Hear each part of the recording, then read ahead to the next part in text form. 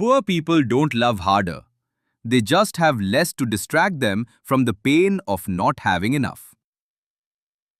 Here's the uncomfortable truth about romanticizing love. When money is scarce, the brain compensates. It overvalues what it has access to. And for most people who are broke, the one thing they always have access to is emotion. Think about every love song ever written about sacrifice.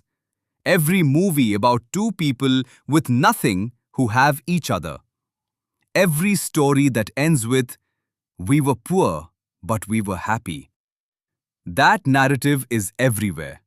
And it's not an accident.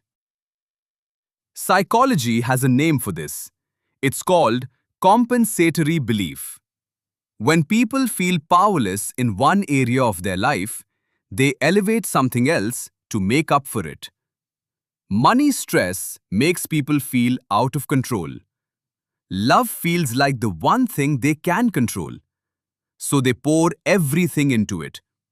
They call it depth. They call it realness. But a lot of the time, it's desperation wearing a romantic costume. Here's where it gets interesting. Studies on wealth and relationships show that wealthier people tend to be more selective about who they love. Not colder, more selective. They have options. They have independence. They don't need a relationship to survive. So when they choose someone, it's a genuine choice. Broke people often don't have that luxury. When you're financially dependent, leaving is terrifying. So you stay.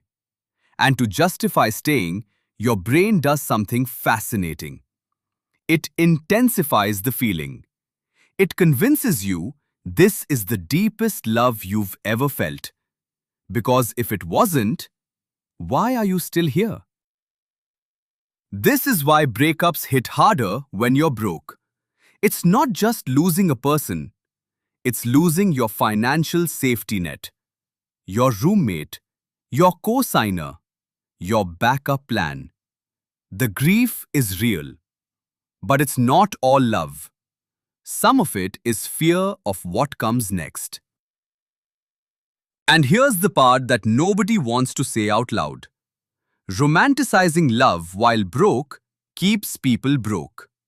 Because instead of building something, they're waiting to be saved. Instead of creating stability, they're chasing a feeling. Instead of investing in themselves, they are investing everything in a relationship that was never built on solid ground. Wealthy people don't romanticize love less because they're cold. They romanticize it less because they don't need it to be their everything. They have careers. They have savings. They have identity outside of who they're with. Love is part of their life, not the whole thing. So what's the actual shift here?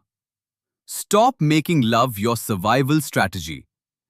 Build something that's yours first.